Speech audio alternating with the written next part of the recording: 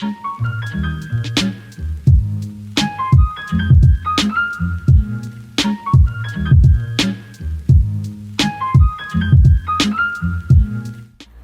everyone, welcome back to the Sappy Hour. Today I am joined with my good friend Victoria. Hi, I'm Victoria. Victoria, tell us a little bit about yourself. I got a shout out. I got 2 shout outs on the podcast last week. So now I'm famous, I guess. Okay.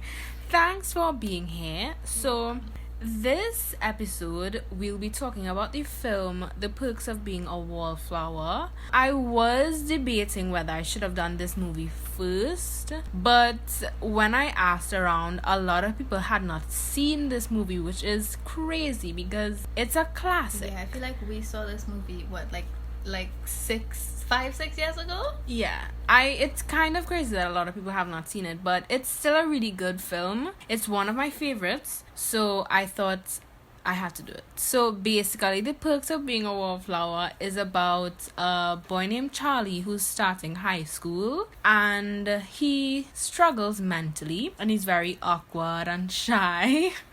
And he befriends these 2 seniors, and basically it's just about how their friendship benefits him mentally and the effects that they have on him. So this film, the 3 main characters, Charlie, the main character, and Sam, who is his love interest, and she's very kind but she has like a troubled past. And then we have Patrick, and he's very spontaneous and like goofy and flamboyant. So the main themes that they cover in this film, we have belonging or inclusivity, we have loss, growing up and fitting in, romantic relationships in high school, and friendship. So at the beginning of the movie, he is writing a journal entry to his friend Michael. Later in the movie, we find out that Michael shot himself, and that's one of the big things that affects him mentally. Yeah. I just want to say though that I did post about journaling on the Sappy Hour The Instagram page. Follow and at the Sappy Hour. Yes. On Instagram. But journaling, I think I personally have a journal of my own, and I write journal entries as frequently as I feel necessary, and I would encourage you all to try journaling or look into it. And it doesn't necessarily have to be like you writing something out. If you're better at expressing your feelings through paintings or something like that, you could do like drawings as your entries. Personally, I have tried journaling and I don't think it really works for me, but that's just me because I am not very good with words. I more express myself in the art pieces that I do because I paint and draw and stuff. So yeah, but I do think it's important to get what you're feeling out into the open in one way or another, whether that's journaling or talking to somebody or painting or I don't know, making songs or whatever. It's like important. Yeah, so you just have to find what works for you, try out a few different things, and yeah. So getting into the film, I would say the main theme of the film, belonging, inclusivity. Sam and Patrick are very different from Charlie in terms of personality. So a thing that we see there is a very unexpected friendship, like introvert to extrovert. And I would say that's like me and Victoria because I'm more extroverted than she is. And there was never a point where it was like, oh my god, she's so similar to me, we have to be friends. It was more like I'm just gonna be friends with this person. Yeah, we became friends because I came really, really early to school on the first day of school. Like nobody else was there.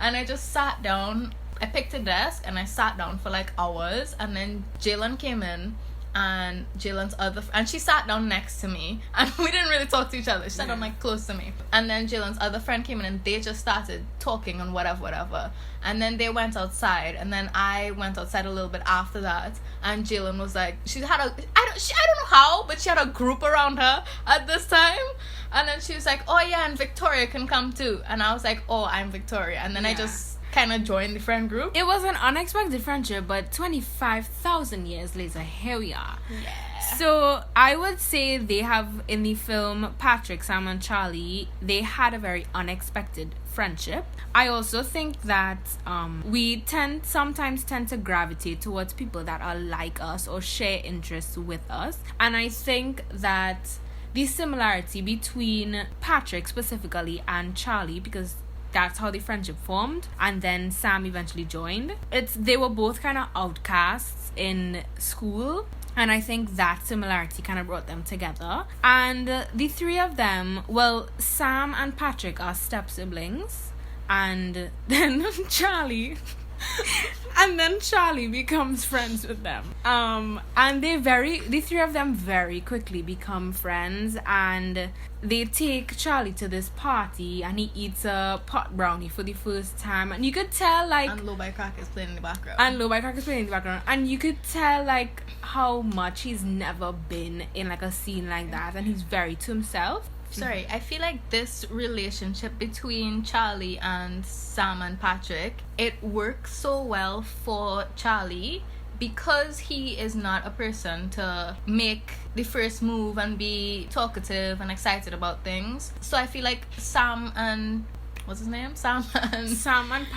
Patrick like fill that kind of gap that Charlie has. They balance each other out, I think, and I feel like that's why this dynamic between them works.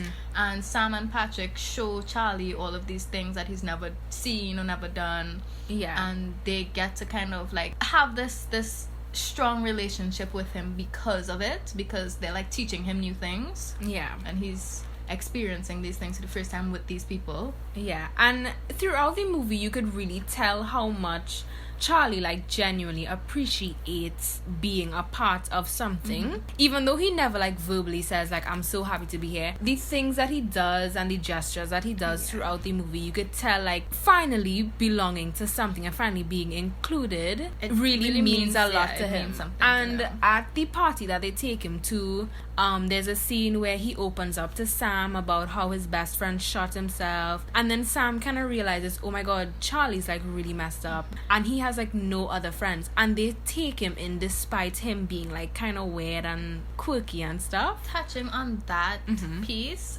when Charlie does open up that intensity to Sam, it is partially because he is under the influence, and I think that kind of tells you a lot about Charlie and how he's not as comfortable talking about himself and talking about things to other people. Right. And I feel that's also why he keeps a journal, because he can't talk about himself to other people, so instead he chooses to talk about himself and about his emotions to his dead friend, you know, because it's easier for him that way.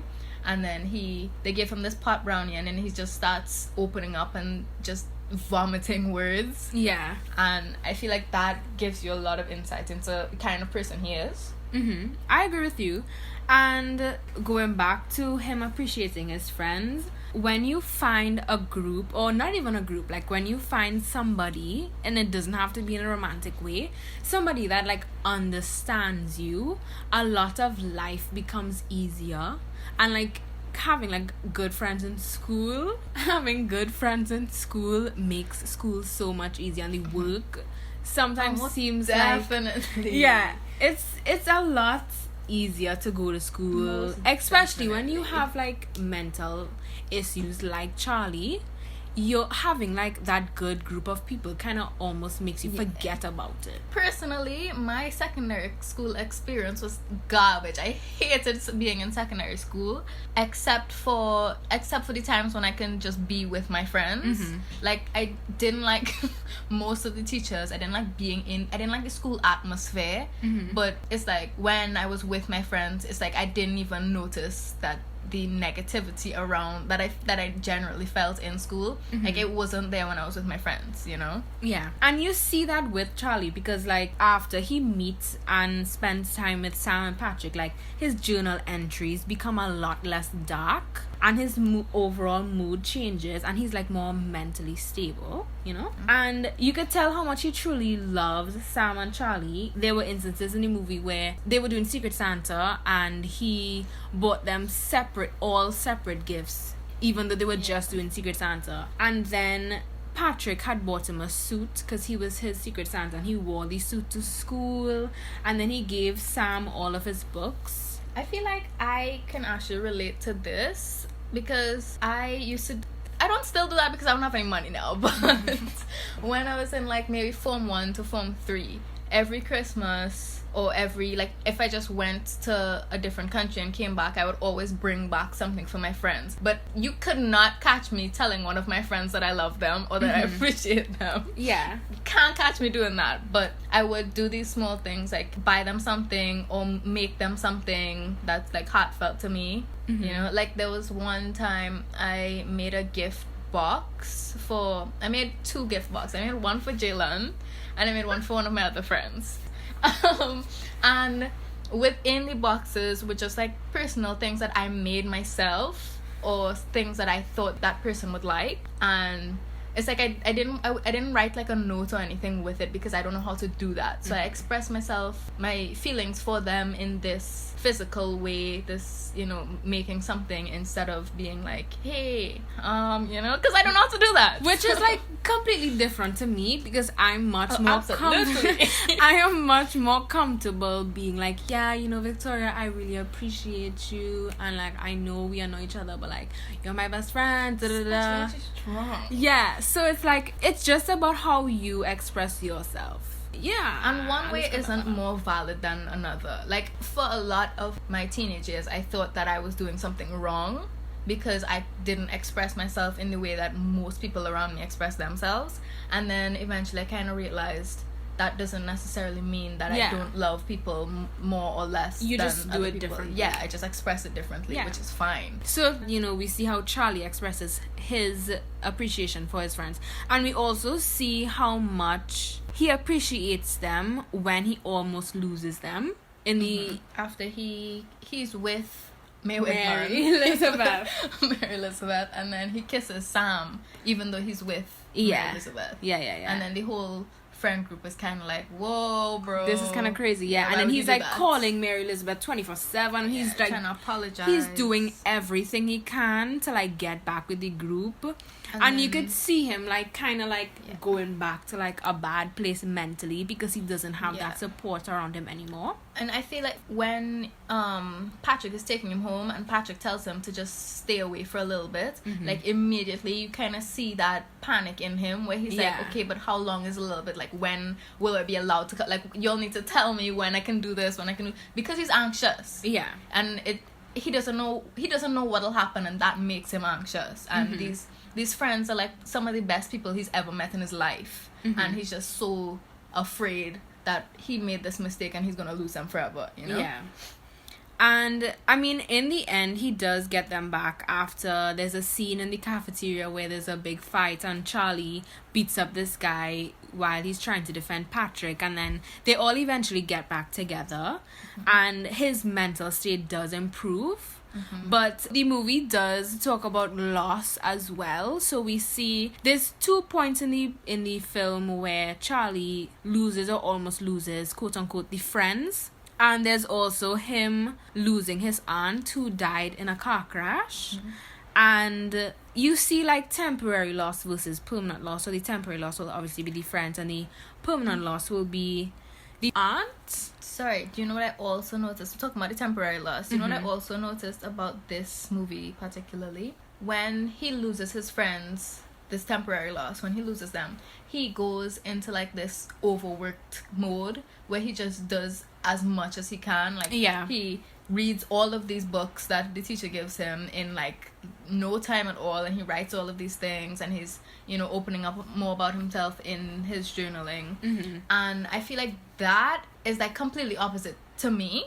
So in his anxious state, he is overworking himself, he's distracting himself from everything. But I feel like for me and for a lot of other people, it's the complete opposite. So when you're in your anxious state, instead of overworking yourself, you actually just can't find anything to do, and it's not on purpose. Like, you want to do things, but you just physically can't do them. And I feel like that is important to mention for something like this, so that it's like both experiences are real. It's just they're both very different, because everybody deals with their own personal anxiety or depression very differently. And like, yeah, so with Charlie, he just gets into everything, and and like tries to distract himself as much as possible.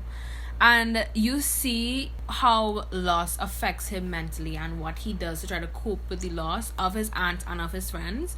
And there's a second point in the film where he loses the friends because they go to university.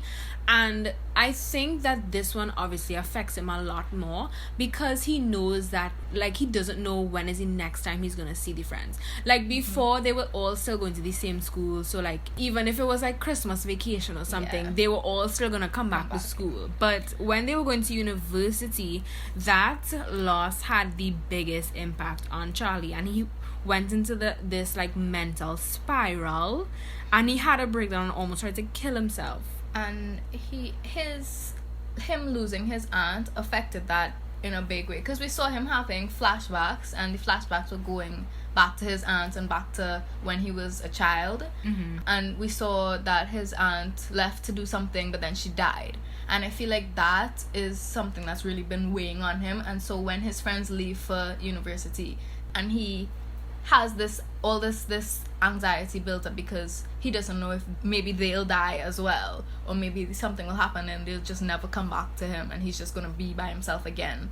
Because at the beginning of the movie, he was by himself, he was a loner, and so he doesn't want that for himself again. And I think that we may not experience loss in that exact way, but we do experience loss, and it does have a great impact on us mentally, whether it's like you lose someone like a family member or something, and you completely take yourself away from society. You don't talk to your friends, you barely talk to your family members, you don't eat anything. And then, as Charlie was doing earlier in the film, you kind of like try to completely submerge yourself in like work or school or activities to distract yourself. I feel like I'm a mix. Like, sometimes, depending on what's affecting me, sometimes I just kind of like lock myself in my room and I don't want to talk to anybody.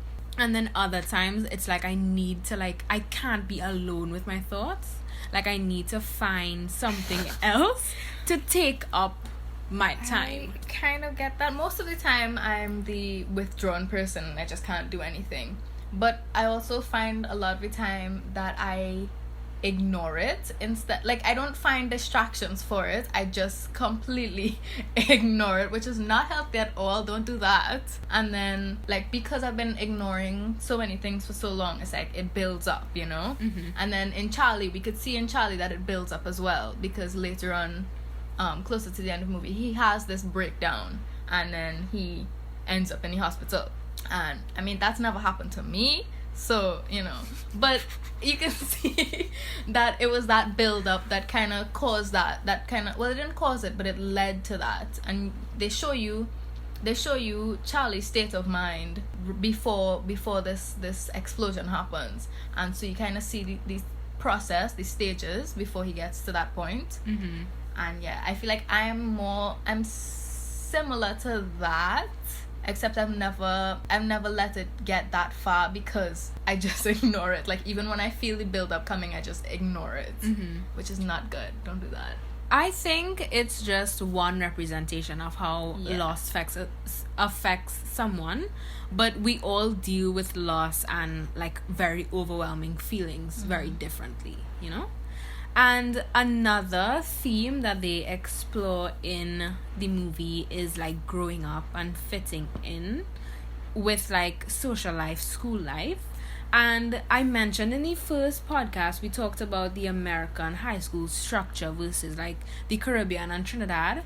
And you obviously, because it's not a local film, you still have that difference. So, like, there's differences in, like, the social standings. Like, in the film, the freshmen would never be able to talk to the seniors. Like, that would never, ever happen. But I don't think there's ever been, like, a Form 5s would never talk to the Form 1s. When Jillian was in Form 1, she had Form 6 friends. That's not You did.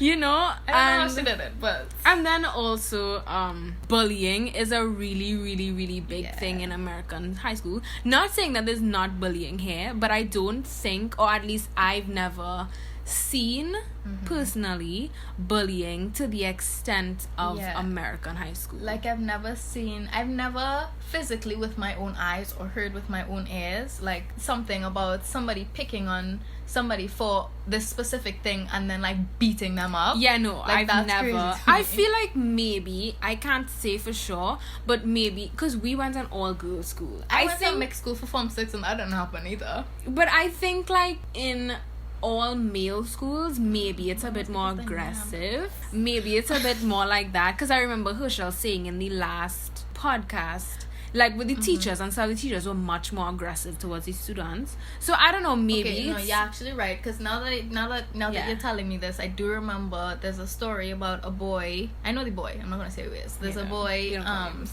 and he had to transfer schools because he told me he was just getting bullied so much about being Yeah. gay, and he had to transfer schools because he just couldn't take it anymore. And then he transferred, and I don't think it got much better, but it got a little bit better. And then he just stayed there, and now I think now he's in the States. Yeah, like So- I've never seen anything super super crazy. Like I mean, you have the occasional like picking on the one person who like sits by themselves all the time, Yeah. but nothing like people are like shoving you down the stairs and stuff like that's really I feel crazy. like that also never made sense to me. Yeah. Like I won't lie. I think I did like like when I was younger, I was that person who would join in on the picking on the lone person. But then I feel like as I got older, I was like, what's the point? And Yeah. then if they're sitting there by themselves, I'd go and talk to them normal, like, you know, just try and Yeah. be inclusive of everybody. I feel like around Form 3, I was kind of like, you know? yeah. So, like, I would kind of it's like... like, what's the point? yeah, like, Yeah. all you're doing is just making somebody feel bad about Exactly. themselves. It's not making you feel better. It's not. No, like, nobody's benefiting from that situation at all. Literally. But, yeah, apart from that, in the theme of growing up and fitting in, Charlie's starting a new school, and as we all know, being in a new environment can be very awkward, and like finding a group most to fit definitely. in can be very challenging. Like coming to school like 2 hours early and sitting on by yourself until somebody came and sat to talk to you. Especially when you're not somebody who's like very extroverted and like loud and like, you know, everybody look at me type person. When you're like Chilling. more awkward and shy, it's harder to like socialize with people. Even Like even Charlie. as you're older, like Mhm. Charlie was a junior, right? So that's Yeah. like what, Form 5? I don't know. I think. I don't know. Maybe. But like even when I transferred schools for Form 6, and that first day, like it's like you saw people, there were the people that were in the school already and they went off and branched off and just talked to their friends, and then you saw other transfer students and they just kind of joined groups on the first day, and I was just sitting there like, how y'all doing that though? How y'all Yeah. doing that? And then eventually where I sat, the Mhm. people that sat around me, they became my friends, and they're still my friends till today. Mm-hmm. And honestly, I think a lot of my friends, I made them because we sat together and we kind of had to talk to each other. I mean, some of them that's not the case, but a lot of them, that is exactly what happened.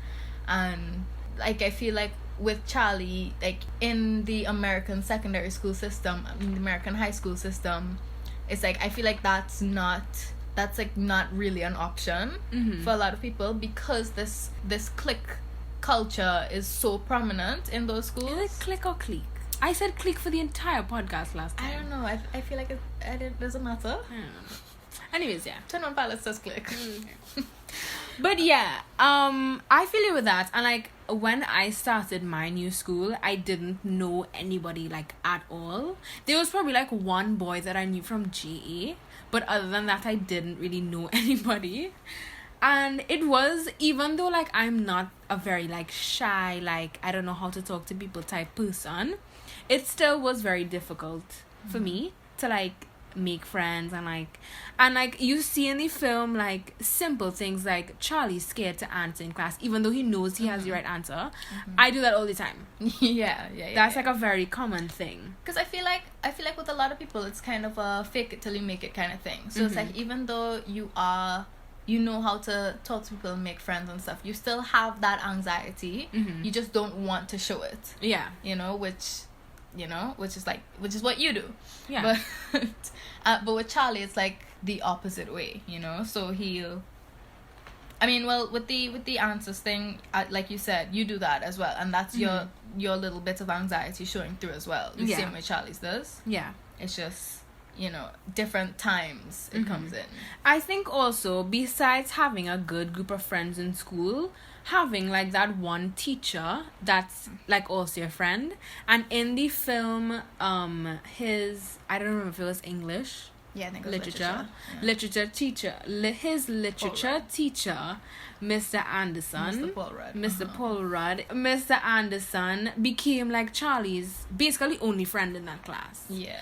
And like he understood that Charlie was kind of like an outcast, and he was still very there for Charlie. And he stuck with Charlie for the entire year. Yeah, and there was a point where Mr. Anderson was supposed to go to New York or something, and then Charlie was like, "You're the best teacher I've ever had." And you have that support from a teacher versus there's another teacher in the film, the wood chop teacher, who's so very emotionally abusive towards Patrick. Most definitely. And you could see the difference that the type of teacher has on the student.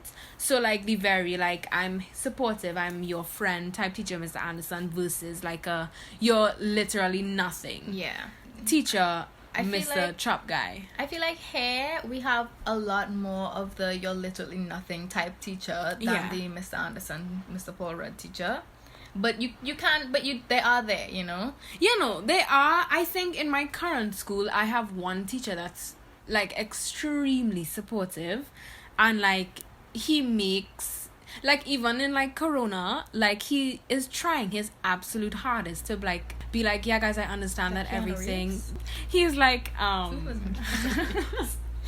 he's like yeah guys, I completely understand, like this is a very challenging time. Like he really makes you feel like understood and like heard, and like, you know, he gets it. But yeah, you see that that student teacher relationship, how that affects Charlie and how it affects us in like actual school. He even gives Charlie a Christmas present and Charlie doesn't expect it, and it's not just like any old Christmas present. It's a book that has a lot of meaning to him, and he wanted to share that with Charlie. And I feel like that also affected Charlie really positively.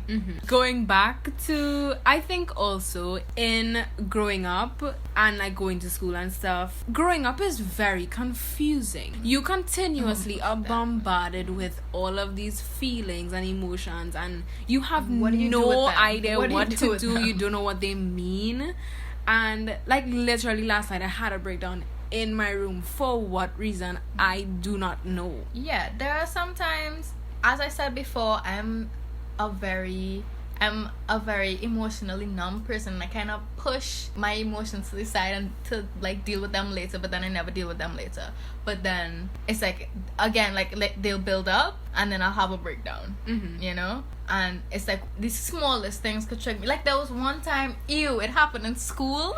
One time, disgusting. And I never used to do my homework, right?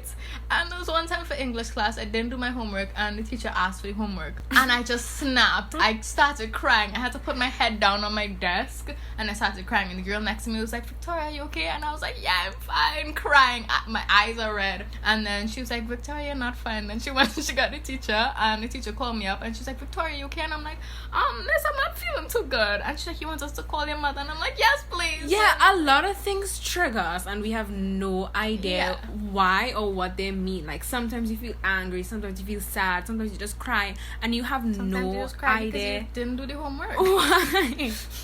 And I think a lot of times you don't tell your parents about it because you don't want them to worry, one, and also you don't think that they would understand. It's usually the latter. But you would usually turn to somebody that is going through the same thing. So like I would quicker tell you than I would tell my mom about something, you know? And even though I feel like you also do bottle up a lot of your emotion. You don't go like deep, like you talk about this in general, but then you wouldn't say what's actually affecting you. Because and then you cry in your room and yourself. I feel bad sometimes talking about my emotions because I know that all of my friends that I tell about it, they're also going through their own thing. So like I feel bad to like add on but top of it. That doesn't make your emotions any less valid. And if you need to talk about it, you need to talk about it. You can't expect that you can be the only person to just get yourself through this. Like a lot of that, it works for some people, keeping the things to themselves and working through it themselves, but for the majority of people you need help. And if you feel comfortable talking about it with your friends, and I think you should do that instead of just passing over it, and and then feeling terrible about stuff afterwards. I mean, that's why I do the journaling. It has really helped me. Like if I feel bad to like go complain about something, I would write it down in the journal, because that way I'm not complaining about anything, because it's a way for me to get the emotions out without feeling like I'm like annoying somebody else, you know? And I think I am again urging everybody to like try something like journaling, or try different things that work for you, because they will help you in the long term, you know? Including in this thing also, if none of those things work for you and you need to speak about it, but you're like Jalen, you feel like you shouldn't put that burden on your friends, therapy is an option. It is. And a lot of people don't like to look at therapy as an option, because you don't want to see anything as wrong with you, or you don't want to be it's very stigmatized. You don't want to be that person that goes to therapy. Yeah. But it does help. And like a therapist is a trained professional, so that person can help you through this and tell you things that you wouldn't have even thought of. Yeah. And your friend who's also completely confused about life would not be able to give you that type of advice. But yeah, and another thing I think that affects us as well in growing up is comparing yourself to your friends. And in the film, there's when the friends are graduating, Charlie's kind of like, oh my god, I wish I was doing that, and and he's like comparing himself to them. And I think that's something that we all do, even if we don't want to admit it or we're not aware of it. Like you kind of compare yourself to your friends, and like if I was like Victoria in this way, then you know things would be much better. And it really makes you feel bad about yourself. Oh yeah, most definitely. It makes you feel so terrible about yourself. Like I think I'm very different from a lot of people my age. Like I don't like going out to parties and fetes and stuff. I don't necessarily like dancehall and soca, and like all of my friends do, you know. And so when I do go out with them, sometimes I feel like I can't relate to them on certain things, because you know, and then I kind of pretend like oh my god, like in my entire convent experience, I used to fake liking things just because Jalen liked them. All the time. And then eventually I realized nobody cares. Jalen doesn't care. Yeah, no. So why should I care? You really shouldn't compare yourself to your friends, even though it's something I think also we subconsciously do.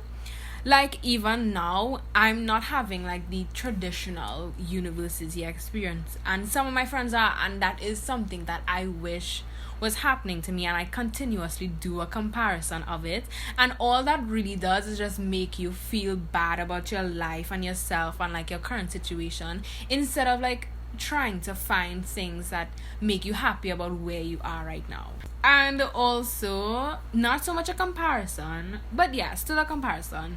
Sam and Patrick don't really care about what they look like to other people, and I think that is a trait that Charlie really admires and tries to like adopt. Charlie definitely looks up to the two of them a whole lot. Yeah. And there's a scene where they're at the dance, and the two of Sam and Patrick are doing this living room routine in the middle of the dance. And Charlie's like up against the wall, and he's like, you know what, they're doing it, they don't care how it looks, and he finally like builds up the courage to go join them. And this happens again when Sam and Patrick and that friend group is putting on the Rocky Horror Show. Yeah. And they're all dressed in this flamboyant, glittery, sparkly thing, going on stage, lip syncing to Rocky Horror, you know. And the first time Charlie's in the audience, and he looks, and he's, you know, he's enjoying it, whatever.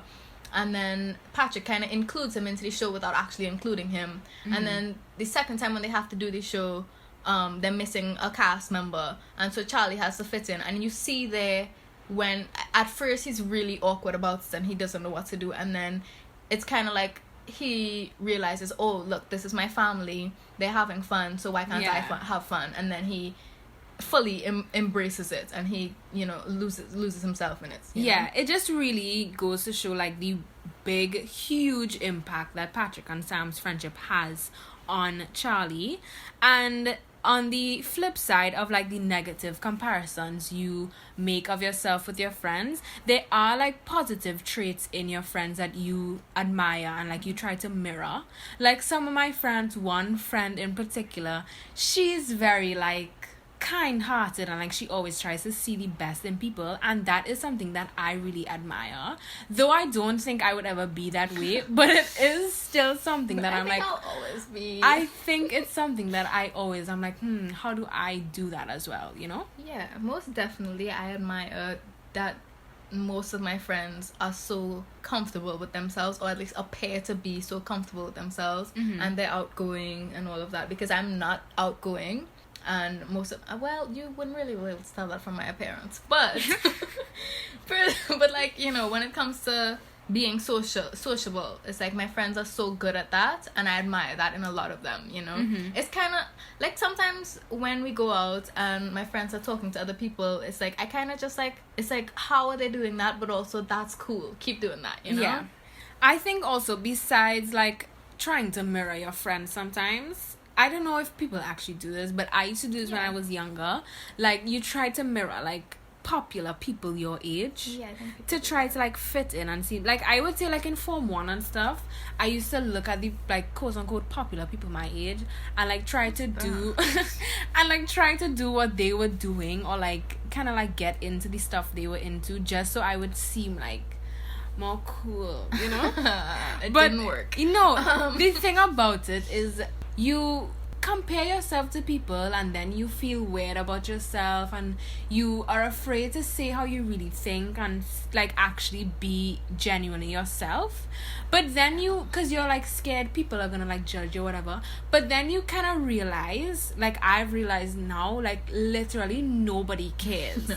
Everybody is so fixated on the same exact thing going on in their life. They're so fixated on how they look to other people that they're not paying attention to you at all. I was gonna say that I feel like this is a lot more prominent in American school culture because of all of these cliques and stuff. But I don't think so. I think it is very just prominent in teenagers in general. Yeah, like it really is just like literally do your own thing, because nobody cares, because they're also trying to figure it out. Like nobody your age actually knows what they're doing. The same thing. Yeah, and nobody wants to tell anybody else that they're going through this thing, because nobody else is showing that they're going through this thing. And then if you do show it, you're the weirdo, you're the geek, you're the outcast. Yeah, and, you know, nobody wants I to think be that. also people that like, if somebody like points out something about you, or like they pick on you for something, I kind of feel like they're projecting their own insecurities and their own experiences on you.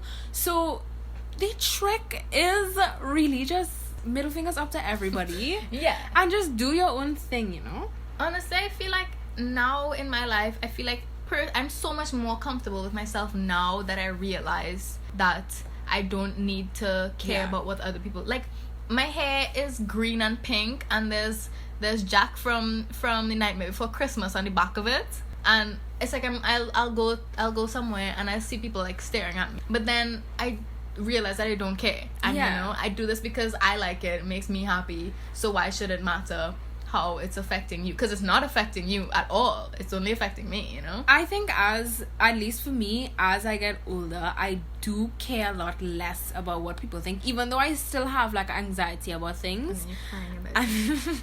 I still, it's kind of like nobody really cares. And even like another theme in like growing up and stuff is like love and romance and like romantic relationships. And in the film, Charlie is in love with Sam, right?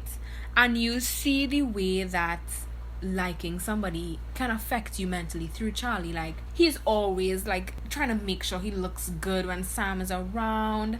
And I think I'm speaking from personal experience. Can't relate.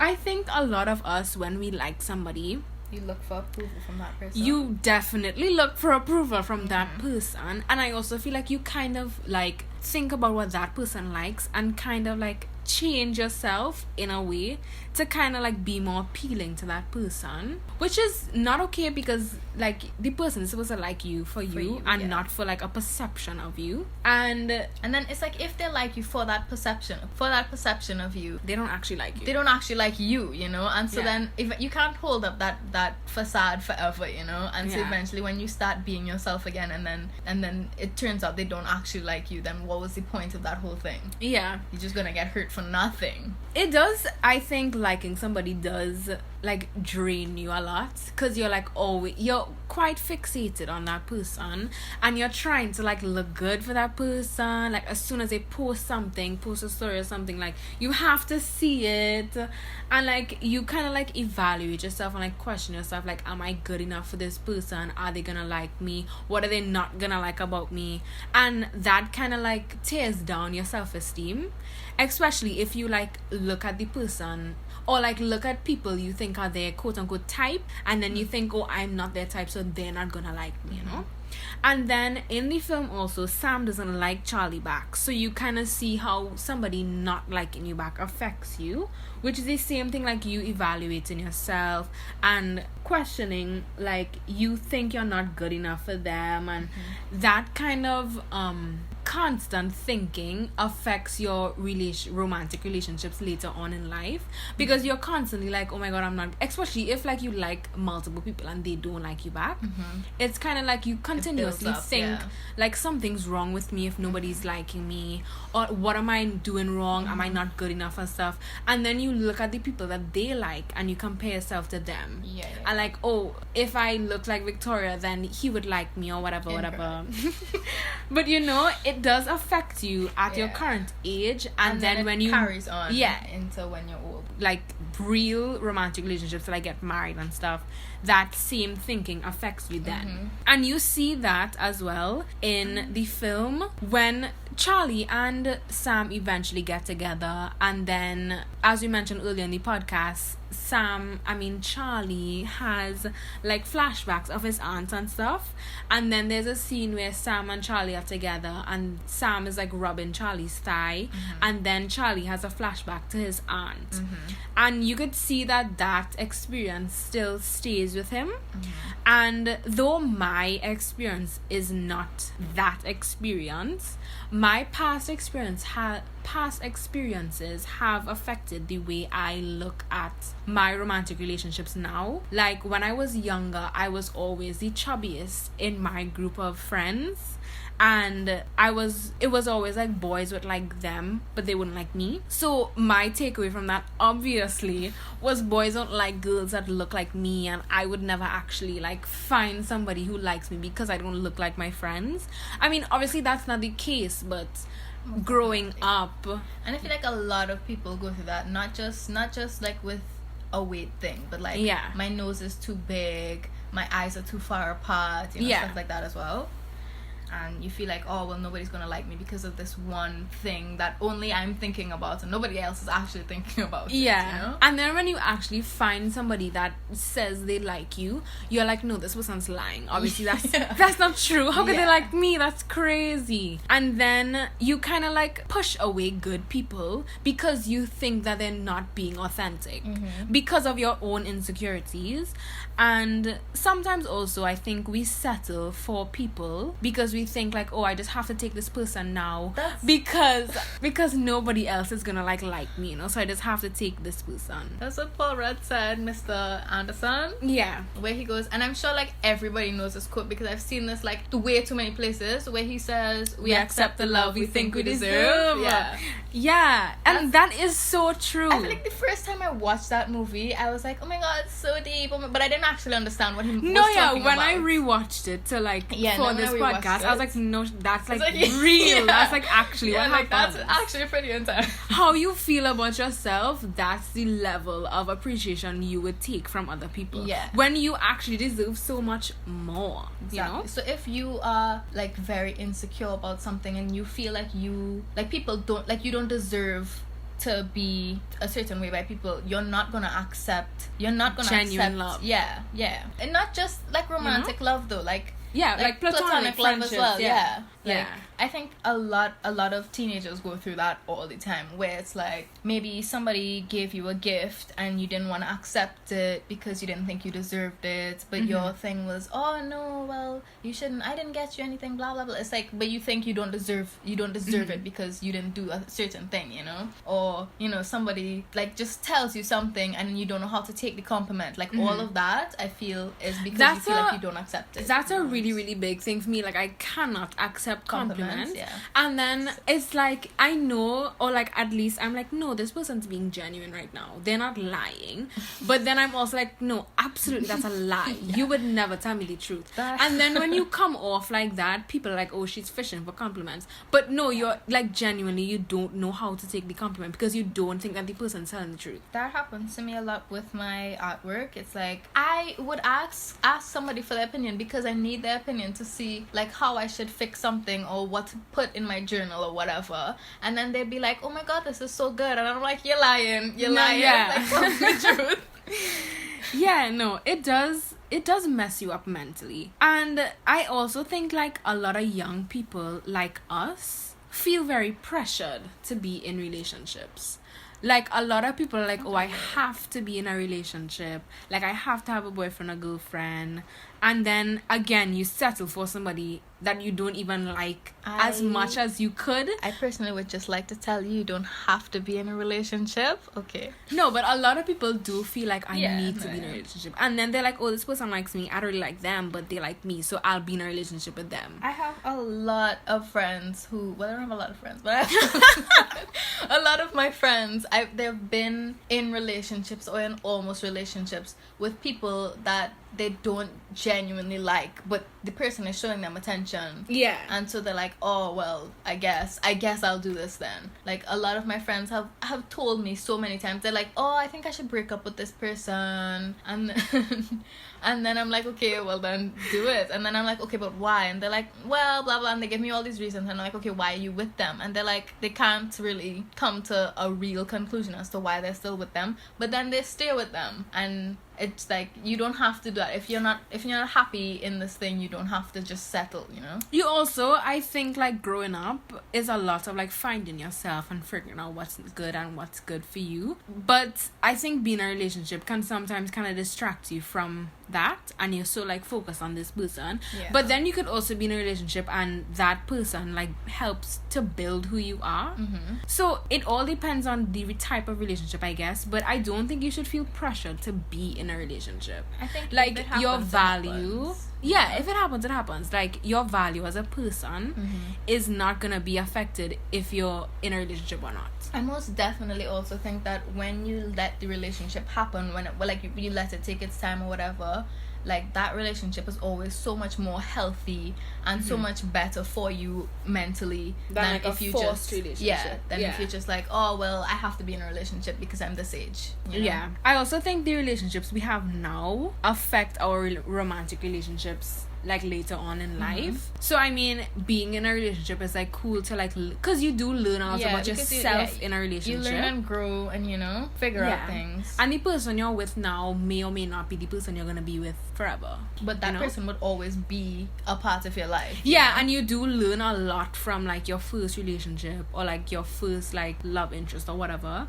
and it does help you to like how you approach other relationships and like help you to kind of understand yourself a bit more, you know? And I think the last main thing that I want to mention, and we mentioned it earlier, is the ending of the film. Charlie has the big breakdown because all of this emotion like builds up. His friends are gone. He thinks that he's gonna go back. His sister's also gone. Yeah, and he's kind of like by himself, and he mentions getting bad again, quote unquote. And I think that we all inevitably have a breakdown. break at some point.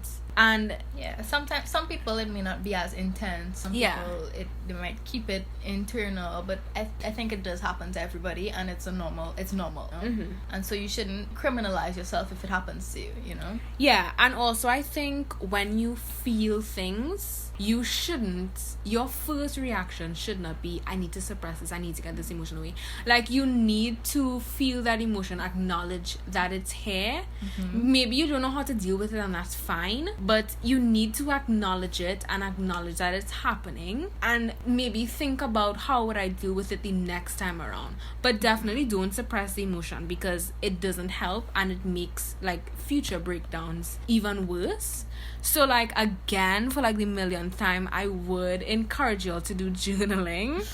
Whether it's like written journaling, painting, drawing, whatever feels good to you. Maybe talking to a friend if you feel comfortable doing therapy or something like that. Just, you need to find something that works for you to healthily deal with your emotions, you know? And if you're in a bad place right now, it might be hard to like get started with dealing with your emotions, but getting better and understanding yourself is a very difficult process, and I barely know anything about it, because I'm still learning about myself and like trying to deal with how I feel about things. So like, I'm not an expert, but getting better and like understanding yourself is a process that does take time, and it is very difficult, but I think that it is important.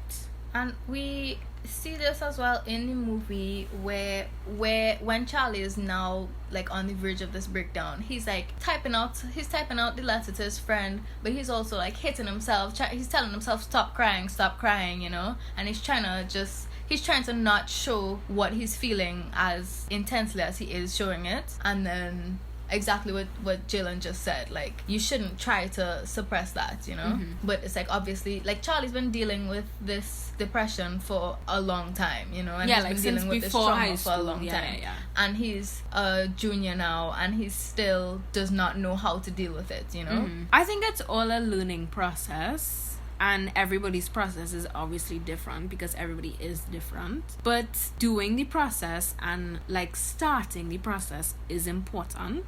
So I encourage everybody to start their process. And your process would obviously look different to you than it would to me or to Victoria. But start the process, you know? But yeah. So that was today's episode, or this week's episode. I don't really know. And if you haven't seen this movie, I highly recommend it. Definitely worth a watch. Especially, I feel like now, because as I said earlier, like the first time I watched it, I was like, oh my god, yeah, it's so good, but I didn't actually understand it as well as I do now. I feel like now it definitely would probably have a bigger impact on you. Yeah, my view of the movie at this age is completely different to when I first saw it. So I definitely recommend this movie to anybody who has not seen it. So go watch the movie after you listen to the podcast. Go follow Logan Lerman on Instagram. Logan Lerman, if you're free this Friday. I am free. So anyways, thanks for listening, everyone. I hope you guys enjoyed this episode. Thanks, Victoria, for being on this episode. Welcome. Go watch the movie and go start your process. And like, comment, share, subscribe. But yeah, thank you guys for listening, and I will talk to you guys in the next episode.